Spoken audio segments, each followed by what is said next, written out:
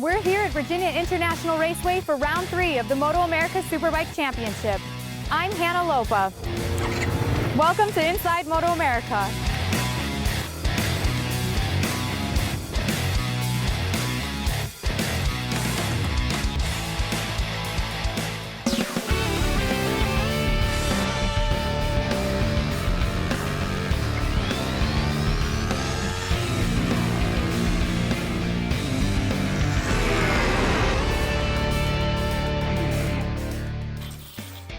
Situated 70 miles northwest of Raleigh, North Carolina, and 150 miles southwest of Richmond, Virginia, is the sleepy town of Danville, the home of historic Virginia International Raceway. We are on the North Course here at VIR. This 2.25-mile layout features 14 turns and has been a host to MotoAmerica since 2015.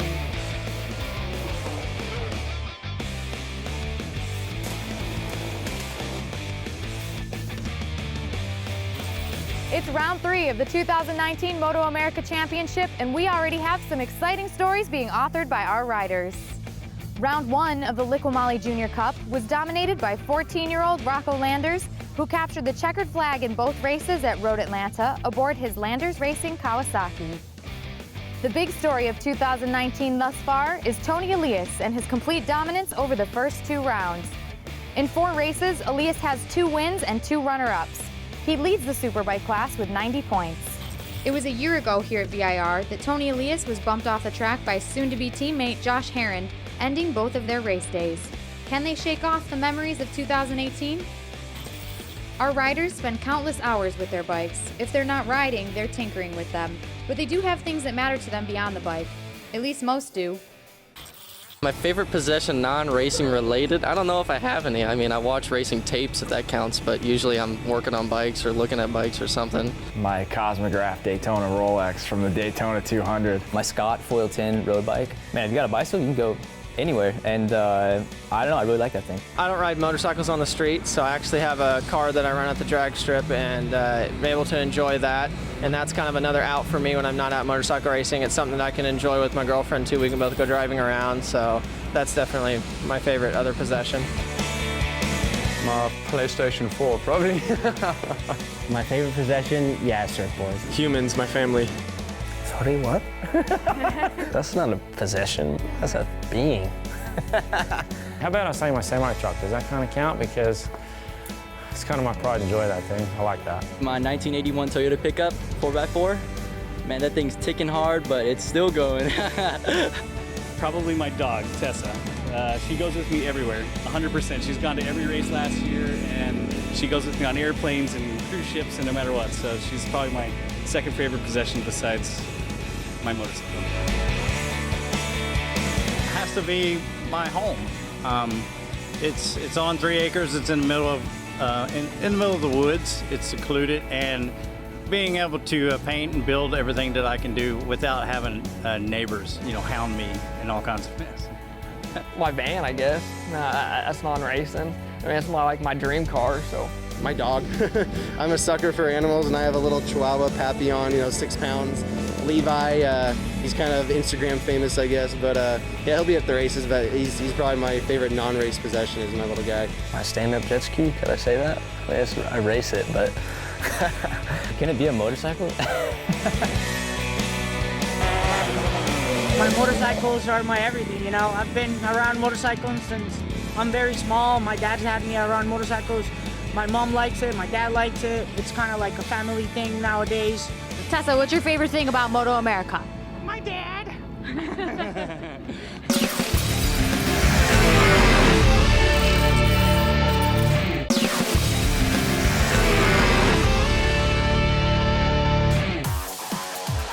Welcome back to the Virginia International Raceway and Inside MotoAmerica.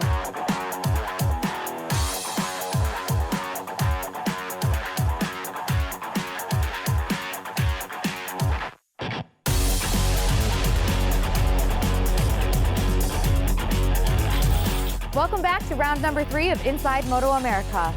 Our home this weekend, Virginia International Raceway, is a historical layout that will be a challenge to all 5 of our classes.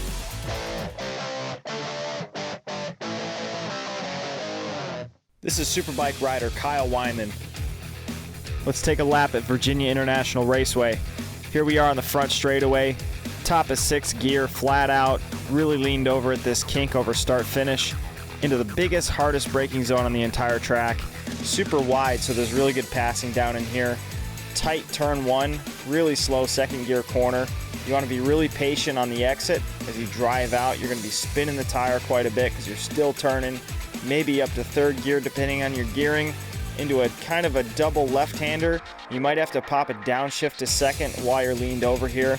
Tightens up into this short little straightaway between turns 3 and 4.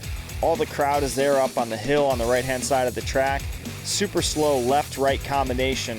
And then you've got this kind of long radius before you exit into the snake section where you're jumping these curbs, trying to get as best of a straight drive as you can onto this kind of middle straightaway towards the bridge. Maybe 3rd or 4th gear possibly down this straightaway as you go under that Nissan bridge into another hard braking zone, but the track really starts to narrow up here. So you peel off to the right off of VIR's full course, and this is what makes it the north course. You go up this hill, the track narrows up, and you have this right, left, just constant combination of direction changes. You can jump that first curb on the left. Now we go up this hill. There's another uphill kind of blind entry braking zone before you go down the hill for the roller coaster section, my favorite part of the entire racetrack. Super fast, blind into the hog pen, which is that double right as you come down the hill. You've got to be really patient, get the best drive as you possibly can up this hill. Again, it's blind, and if you have any chance of drafting somebody to the line, you better hope you got a good drive. That's a lap at Virginia International Raceway. Though he has yet to win on the Superbike here at MotoAmerica, JD Beach has every reason to feel confident on the starting grid at VIR. Besides winning both races last season here in the Supersport class, Beach is coming off a win just 1 week ago on the flat track in Arizona. VIR could be the perfect place to capture his first Superbike win. Let's go to Greg and Jason for the call. And here we go, final lap, Greg. Cameron Beaubier, 26 flat, last lap by, 25.9 for Tony Elias, right behind him, some 4 seconds. So this guy's just ridden flawless. Kind of felt it after we said the Super Pole. You know, Super Pole when I saw him still finishing second on a race tire. Never got to put that Q on. We thought that the lap record might go today if he could have got on that Q. Yeah, I think so. And but it's been a fairly easy race, I would say, for Cameron. Yeah, because his lap record was a 23.7. Last year, he set that in Super Pole qualifying, and he did a 24.1 on race rubber. And we know that that Q is definitely worth more than 0.4 of a second. Would have loved to have been able to see him on it, but that doesn't score you any points. And this ties him with Miguel? This will tie him with Miguel. Yep. Miguel Duhamel in all-time wins. Yeah. Our earlier stat that you showed. It'll move Cameron Beaubier to 34 wins on the all-time win record. He leads the way in active Superbike racers in the EBC Superbike class. 31 of those are in MotoAmerica in this EBC Brake Superbike class. What a show, what a talent. A lot of people questioning whether Cameron Beaubier should stay here or go to Europe. He chose to be here on the factory Monster Energy Yamalube Yamaha factory racing machine. Onto the front straightaway he comes, and Cameron Beaubier will take victory in race number 1 here at Virginia International Raceway. And he does it in commanding style, 3.5 seconds over this rider, 24 Tony Elias.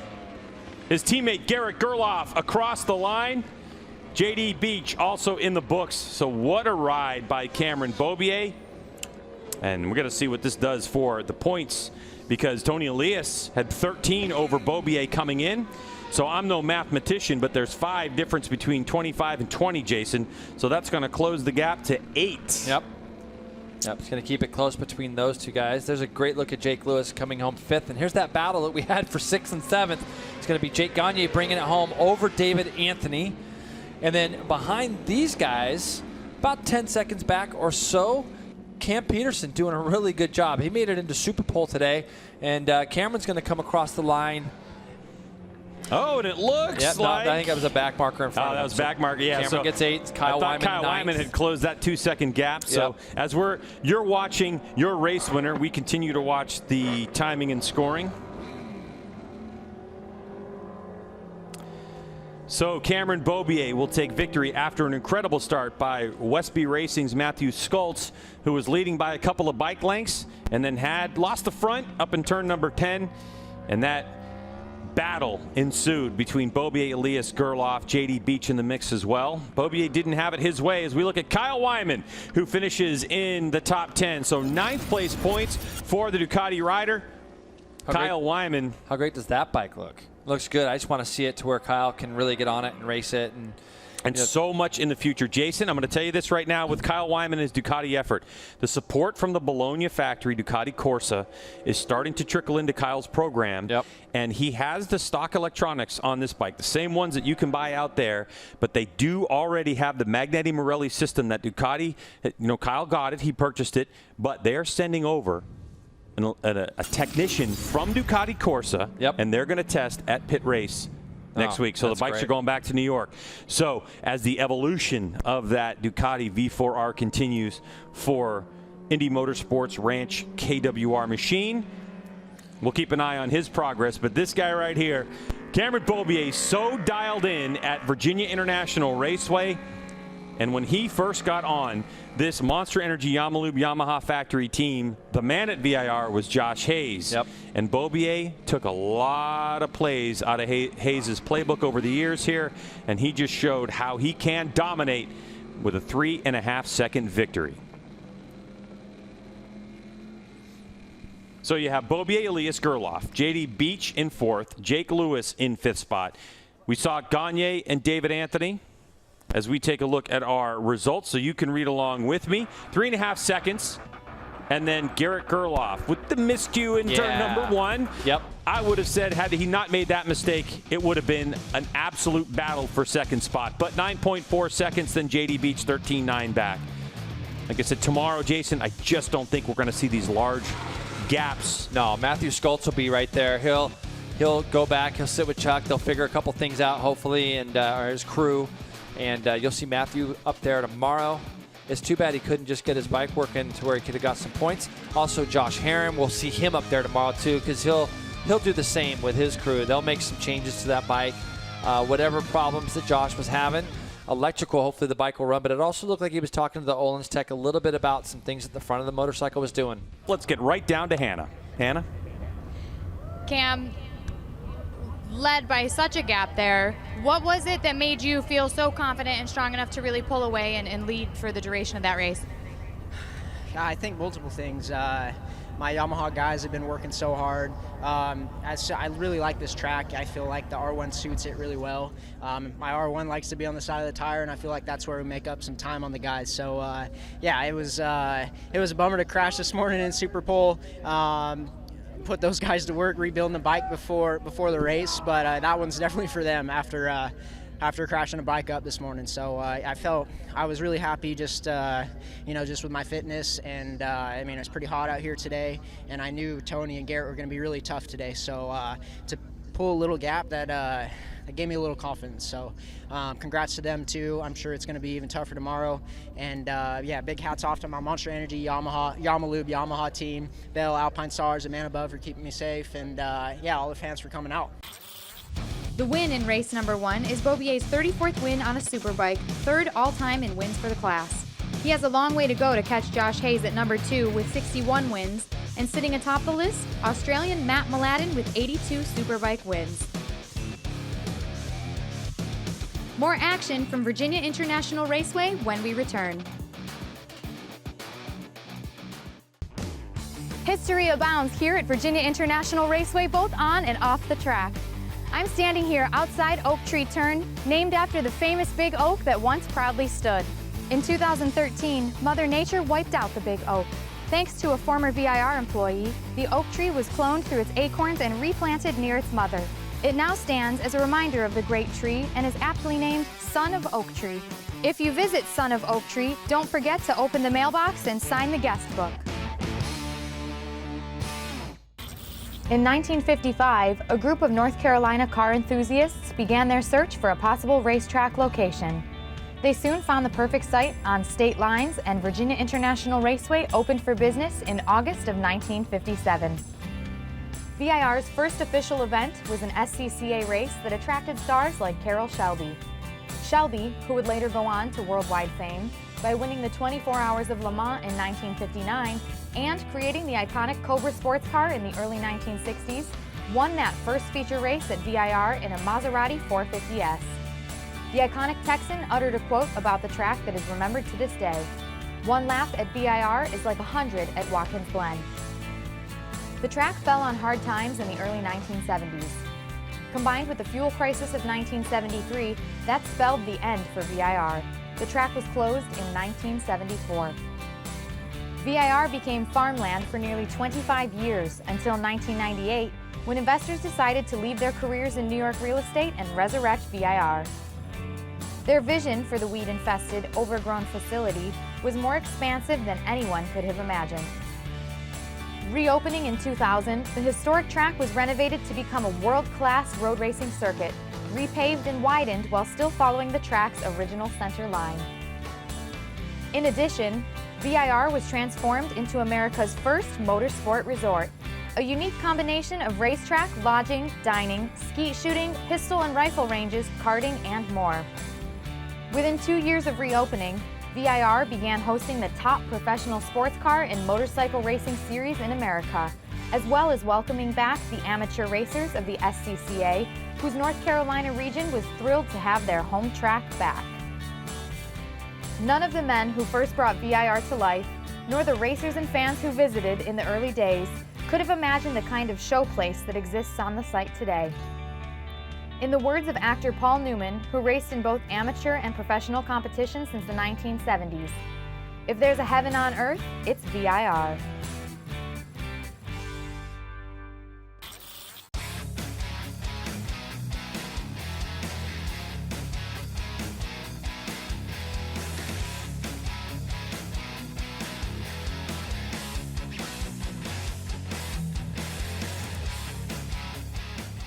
When you go to the Dunlop dealer or go to Trackside Service and get yourself a brand new Dunlop tire, have you ever thought to yourself, I wonder what research and development goes into that tire? Well, we're here in Buffalo, New York at Dunlop's manufacturing facility to answer that very question. We've always prided ourselves in designing tires for this market, for the U.S. market. There's really not a start and a stop to our development process. It's kind of an ongoing loop. Having development here in the U.S. allows me to accelerate that development process. If I show up at a test at Thunder Hill, at preseason test, all that rider feedback, it's like an IV. It goes right into the development process. Everything that I was working on takes that into consideration. There's only so long riders will wait once you give them a taste of something better. Any tire that we make available at MotoAmerica is something that every club racer has the ability to buy. In a few weeks, Inside MotoAmerica heads to the famed Road America from Elkhart Lake, Wisconsin. All 5 classes are back on this 4.08-mile track, the longest on our tour. Check your local listings for airtimes on the NBC Sports Network. When we come back, the return of Ducati to MotoAmerica.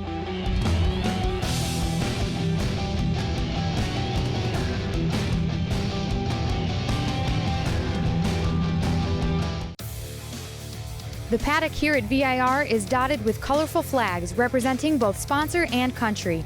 With more on this, here's Greg White. Here in MotoAmerica, we define race teams in 3 different ways. There's a factory team, factory-supported team, and privateer team. Now, the factory team is pretty easy. That's a team that's officially representing Yamaha or Suzuki. On the factory-supported side, you have M4 X-Star Suzuki is a good example, where they get motorcycles, parts, and a little bit of budget.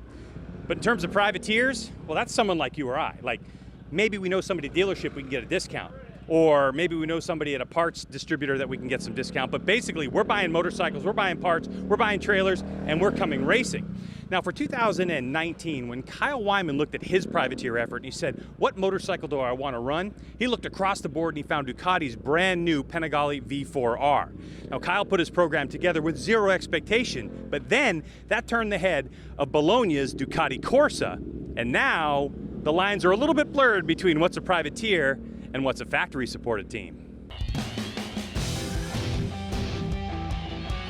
Ducati Corsa is its own separate entity from Ducati. You know, it's part of Ducati, but that's their racing department, and they operate as their own type of program, and you know, they have their own ideas, their own budgets, their own schedules, their own deal, how they do everything. So Paolo Ciabatti, he runs Ducati Corsa, and he's been really helpful.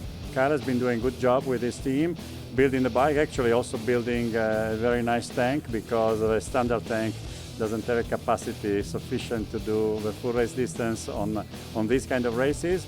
And we help him with technical suggestions, with data, and probably next week we're going to send them a new electronic kit with a different programmable ECU, which will allow him actually to work on the parameters of the bike. At the moment he's using the standard ECU, and obviously it's not really the ideal solution for racing. To be a almost standard bike, he's doing a great job. For Ducati, they understand they need to be here in the United States racing in MotoAmerica in the Superbike class with that brand new Panigale V4R. But they also understand they're going up against some stiff competition in the factory and factory-supported teams.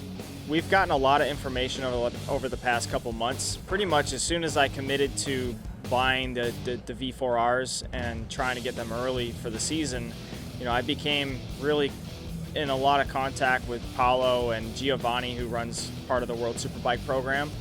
And they've given us a lot of information. They've answered all of our questions, and we have some electronics on the way that we're going to have on the bike for Road America. I'm looking forward to that, because we'll have some strategies and some ideas to move from there. But you know, right now we've got our hands tied a little bit with a pretty much stock motorcycle, but I'm really looking forward to what this thing can do once we get the thing proper.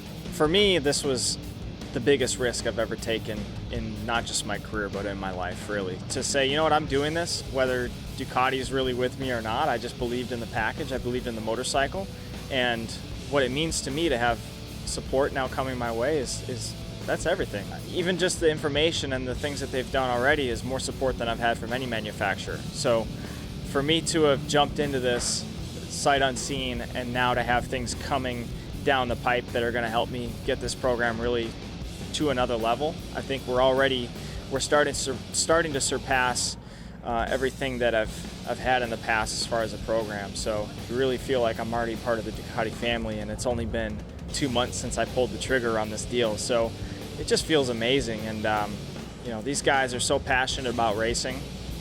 They are so behind anybody who's gonna fly their flag, and to be kind of the premier guy in the States in their biggest market, it's just pretty cool.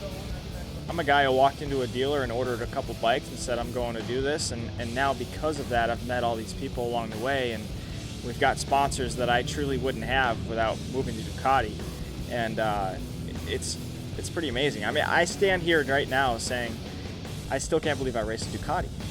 I mean, it's just so different for me, you know. It was such just a Hail Mary throw. I'm just like, I'm going for it, and now we're here, and yeah, we're starting to become a factory-supported effort, and that's going to mean big things for me.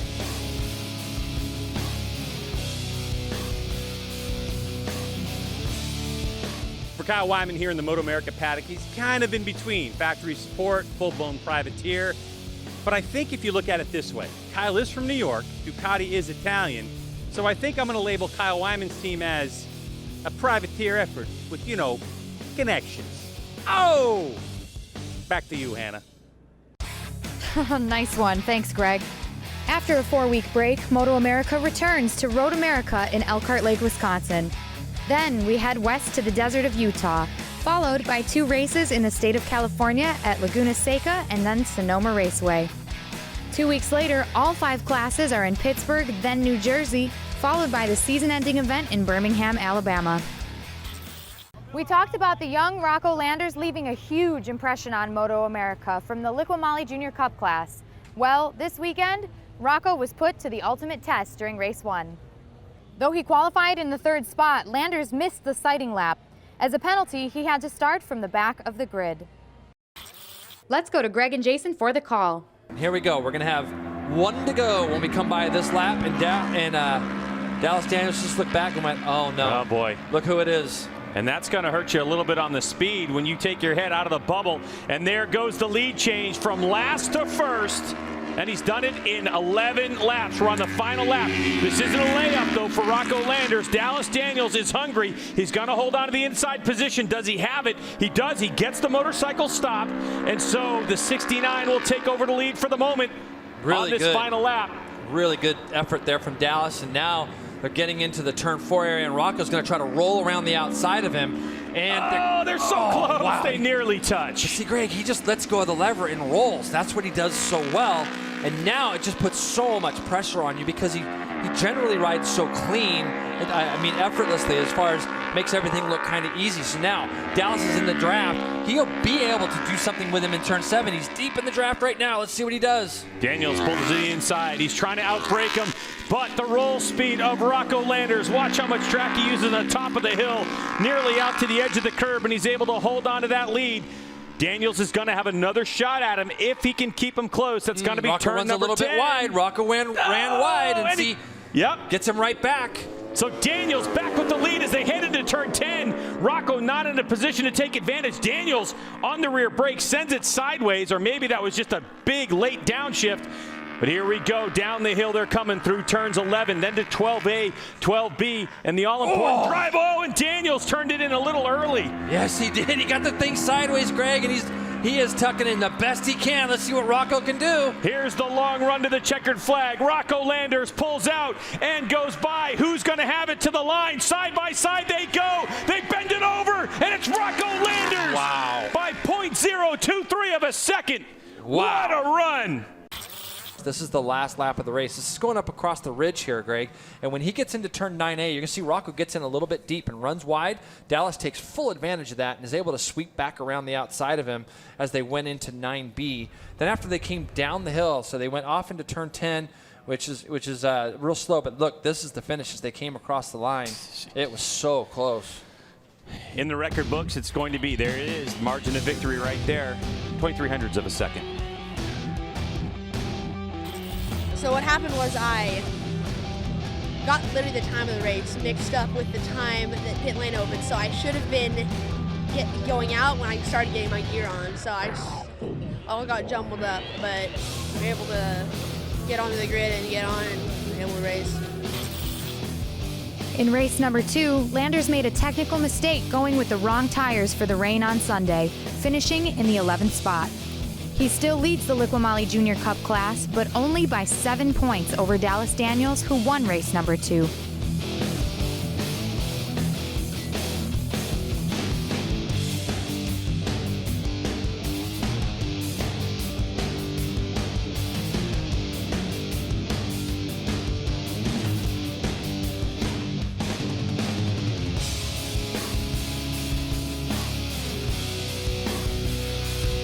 It's time for Inside MotoAmerica terminology.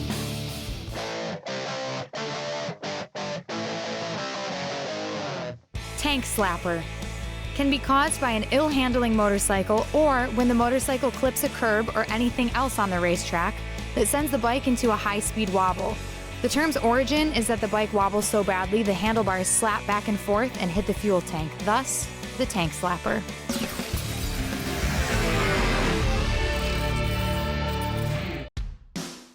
Welcome back to the Virginia International Raceway and Inside MotoAmerica. There is so much that goes into riding in MotoAmerica. Regardless of the class, our athletes are always looking for an edge on and off the track. And for most, that edge is technology. It's time now for Inside MotoAmerica Tech.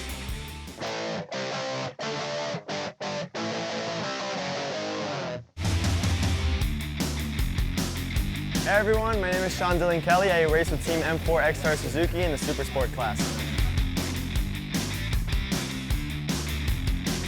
So this is my bike right here, my Gixxer 600, and one of the most important things for me is the seat. I actually made the modification for it after Daytona 200, which was a few months ago.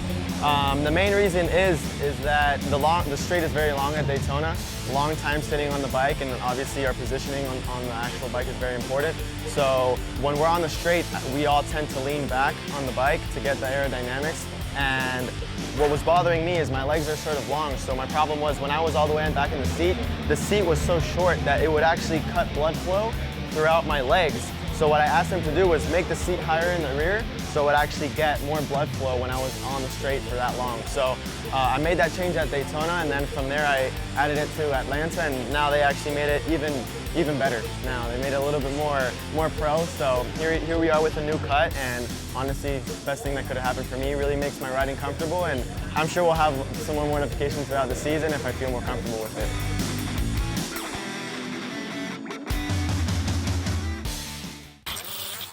His first Supersport career win came here at VIR, and as a result, PJ Jacobsen is in the lead of the Supersport class. Richie Escalante, who finished second in race number 1, sits a mere 5 points back in the second spot. Shout out to Sean Dylan Kelly, who's now in 5th as a result of his first Supersport podium, a 3rd in race number 2. Favorite TV show? I don't watch TV shows. My favorite TV show would probably be The Flash. Just in love with superhero movies. Big Bang Theory, because it's just funny, makes me laugh. My favorite TV show has to be The Simpsons. I grew up with The Simpsons, and I always just like watching them. They're funny. I'm watching Dexter right now. I stay up till 1 o'clock sometimes watching that just because I'm too scared to go to sleep. My favorite TV show is The Office. The Office, just because the humor is just so flippin' dry and hilarious. I watch cartoons and racing. SpongeBob SquarePants, it's my show. I'm not a fan of TV shows, or TV really. My girlfriend and I are always trying to figure out what TV shows, but we just started American Gods and Power. Power's pretty good, and Ballers. Ballers is waiting for that one to start back up. I watch mainly racing. Well, I don't have one program for the TV, so maybe the MotoGP races. My favorite TV show is maybe World Superbike or MotoGP, and that's pretty much the time I have to watch, so that's pretty much where I go to watch it. Cancel my TV package, it's too much, I don't watch TV. My favorite TV show to watch, like when I'm not obviously racing, is The Ozark. I like that on Netflix. It's a good TV show. Practical Jokers is the first thing when I arrive to race MotoAmerica. I spend hours and hours in the hotel laughing alone like an animal. New Girl on Netflix. Just like because it's funny, and I feel like it can relate to all the times of all the like what's going on in our current situations, and a lot of it with society and politics and laws and stuff like that. Oh wow, my favorite TV show and why? I don't watch TV, so I don't have any TV show, but recently I've just started to check Formula One on Netflix. It's pretty cool. Favorite TV show? I don't watch TV, I don't got time for that. Don't go anywhere. Inside MotoAmerica will be right back.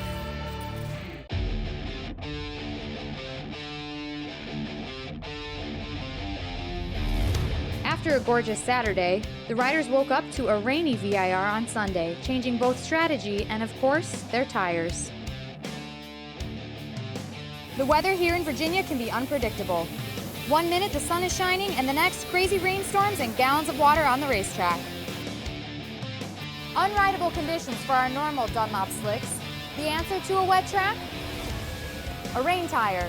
Rain tires consist of softer rubber with deep grooves to help wick away the water on the asphalt. They're so good, riders can even drag their knee in the right conditions. Rain tires are also a different construction from slicks, requiring more air pressure in the rear tire. And remember, if you ever get to run a rain tire, Dunlop recommends no tire warmers. Just throw those reins on and hit the track.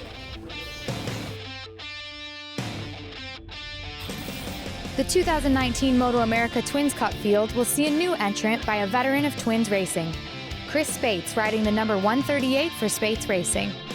Chris will be riding for Team Truman and ALS Therapy Development Institute in order to raise awareness and funds for the battle to find a cure for the devastating ALS disease. Chris Parrish and Curtis Murray sit 1-2 on the Twins Class Championship point standings, the same way they finished in the race here at VIR. Michael Barnes sits in 3rd. Though he did not earn points, Chris Spates finished 16th of 32 riders. Keep fighting the fight. We all believe in your cause.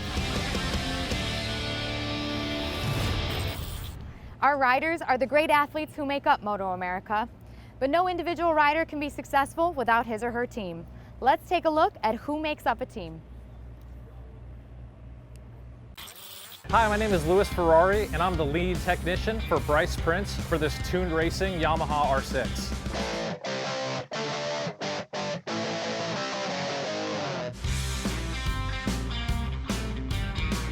Some of my responsibilities over the weekend as a lead technician is to make sure this motorcycle is the absolute best product we can give Bryce. Primarily, what we're looking at is getting the suspension tuned and set to the racetrack. We want to go through such things as the rear shock and make adjustments, and also go through the fork. Some things on the forks is we can change the spring rate, and we can go through and really suit this R6 to the individual track. We also want to make sure this motor is as strong as possible. Yamaha's done such a great job of giving us a motor to start with. We make very few modifications, and we make a little bit of adjustment to our fuel mapping so we can run our spec fuel to get Bryce the best possible, the fastest motorcycle that we can for the weekend. My responsibilities as the race start really vary, especially since we have a doubleheader weekend here in Virginia. We really are concerned on front and rear tire wear. So the first race, we make education from practice of what we've learned and try to make adjustments to air pressure and even tire compound to get the tire to last the race distance. We'll take what we learned from race 1, apply it to race 2, and really learn through all the telemetry. Telemetry is our ability to measure the motorcycle over the course of the race distance. You'll see it's sensors on the motorcycle that we use to ultimately get the best performance out of the motorcycle by increasing tire wear and decreasing wear on critical components to get us through the weekend. You can't go out there and ride at the speeds we're trying to do when you don't have good people behind you making sure the bike's put together. And Louis is my lead technician, and I trust him with everything on the bike. And when you go out there on the grid and that green flag's about to drop to start the race, the last thing you want in your head is to be worried about if you're going to have issues with the bike, is everything good to go? And having those good people to work with you just gives you the trust where you can focus on riding, which is the most important thing for the rider to do. As a lead technician for the Tune Racing Yamaha R6, I'm incredibly fortunate to have such a great motorcycle and a great rider as Bryce Prince. A lot of the riders will struggle not having that mechanical background, but Bryce, being so mechanical, he can really help me set up the motorcycle, get me in the right direction of where we need to go. So it's been a lifelong dream to be here in MotoAmerica, and even more so, it's been a lifelong dream to work with Bryce Prince and have that ability to learn and grow as a team together. This is my second year actually having Louis working with me on the bike, and the big reason why I brought him back is he's an extremely competent mechanic and very good at what he does, and I trust him. He has a very goofy, funny personality, and it's nice to have someone, around keeping things excited and making it enjoyable for everyone, and being good with all the people that want to learn more about the bike when fans come up and want to talk about it. And yeah, I wouldn't want to have anyone else with me.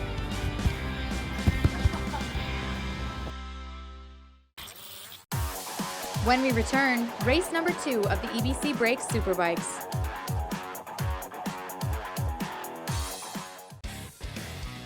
Welcome back to the Virginia International Raceway and Inside MotoAmerica. Michael Gilbert sits atop the Stock 1000 class after his win here at Virginia International Raceway. After 2 events in this class, a mere 16 points separates the top 4 spots. Let's get to race number 2. Here they come on the front straightaway. Lap traffic getting out of the way. Looks like Max Flinders possibly doing a good move.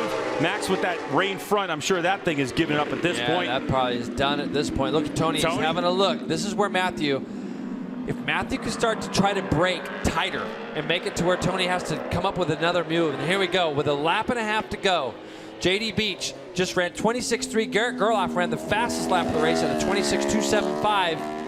But JD, when he comes by this next time through, and look how good the bike looks, Greg. It looks really solid underneath him, sliding it like he wants to, into turn 10, coming down the hill now. JD Beach, the 2008 MotoGP Red Bull Rookies Cup world champion, found himself just a couple years later on a Kawasaki team with Eric Bostrom, who decided after the first race to retire. JD was on a 600. They then put him on a Superbike. It didn't go the way he planned. And then he spent years and years on a 600, now with an opportunity on this Attack Performance Estenson Racing Superbike to come in this class.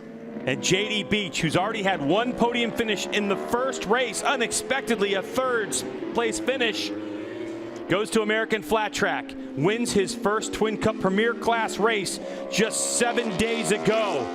Now in a position on this final lap of competition here at Virginia International Raceway, a quarter of the way through the lap already. Can JD Beach close it and make it 2 first-time class wins in just a week's time? What a story that would be. Gotta get over to the right, Matt. Continues to rage. Gotta get over to the right, Matthew. You cannot open the door and let that guy through.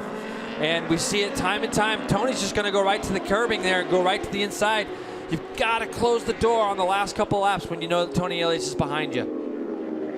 So third place to Tony Elias at the moment. Does Matthew Skultz have anything in the tank to throw a shot at the Demon Breaker? Tony Elias, number 24. They've broken away, so it's going to be up to these two to decide who will be the final on the podium. The problem is you watch Tony, he'll go over to the right now and stay there. He'll just move over to the right, and it's going to make it really hard, so you can't go back underneath him because he closes the door. And I think that a lot of these guys that race against Matthew can see it. Here comes JD Beach across the line, and he will take his first EBC Brakes Superbike victory here at Virginia International Raceway. What a run. Garrett Gerloff in second spot from pole position in crazy conditions. And here's that battle for third. Matthew Skultz tried to do something, but he runs wide, and now it's clear sailing for the number 24. Tony Elias. Down the hill through turn 13 they come. Tony on the Yoshimura Suzuki with Cameron Beaubier out of this one. Tony Elias will put the maximum amount of points he can and finish third and collect 16 points for his effort over his championship rival Beaubier. What a race in crazy conditions all day. This guy is going to be so pumped for JD. What a great couple of weeks. You are witnessing one of the most talented American motorcycle racers to ever get on a motorcycle. You're talking, I mean, I don't even know how many years it's been, if it's even been done. Last weekend, won in flat track the Premier Class. Gave and Yamaha now, their first win there in 40 years. Yep. Comes here on a completely different motorcycle, different discipline, obviously. It's a Yamaha. Yep. And now wins an EBC Brakes Superbike race. Incredible. I'm not even sure I'd be going that fast. Yeah, no doubt. Richard Stamboli in attack performance once again proves what an incredible effort they can put in, and even in these conditions. Let's get to Hannah, who has our VIR race number 2 champion. Now, I was lucky enough to be there with you last weekend, and I thought I had never seen you any happier than when you won your first Pro Grand National until now. Tell us what it's like to be able to kind of switch gears like that and find success in both sports. Man, I don't even got any words. I'm so damn happy right now. I mean, God, I mean, I feel so good. I mean, to get the Superbike win. I mean, last weekend was awesome, but oh my God, this is amazing. I mean, I've been working hard for this, and I mean, I just wanted my shot and attack, and essence, and just believed in me and gave me the bike to ride, and oh man, this feels so good. I just gotta thank the whole team, and they've been busting their butt, and I mean, everybody back home, my family. I mean, God, this feels so damn good. We're so happy for you, JD. Congratulations. This is something definitely to take a picture of, JD, and post it up on the Instagram. JD Beach, 3.7 seconds over Garrett Gerloff, and then that incredible battle between Elias Skultz, Jake Lewis, Cam Peterson, right there in the mix. I thought a great ride for him. Really good ride. Josh Herron in 7th spot. Max Flinders grabs a bunch of points in 8th. And then we have David Anthony. All right, so here's a massive change. The number 24, Tony Elias, with 24 over Cameron Beaubier. JD Beach still holds on to 3rd in the standings, but he closes that gap a little bit. He had 57 now. He is back there. You have Kyle Wyman in 10th spot, Max Flinders in 11th, and on through the field. So I think the big thing right now is, Tony Elias with a 24-point gap. It's going to be a very interesting season to see the dogged determination of Cameron Beaubier the rest of the way. Some things changed last year at MotoAmerica, though, if you remember. So they did. For all of you up there in Wisconsin and Illinois and all that, that's probably Ryder's favorite track on the series. Mm-hmm. Get your tickets now because I think there's going to be some good fireworks, especially now we got this guy winning races. In a few weeks, all 5 classes are back in action as Inside MotoAmerica heads to Elkhart Lake, Wisconsin for the Dunlop Championship at RoadAmerica, the longest track on our schedule. Check your local listings for airtimes on the NBC Sports Network. I'm Hannah Lopa, and for the rest of our Inside MotoAmerica team, thanks for joining us. We'll see you in a few weeks from Elkhart Lake and RoadAmerica.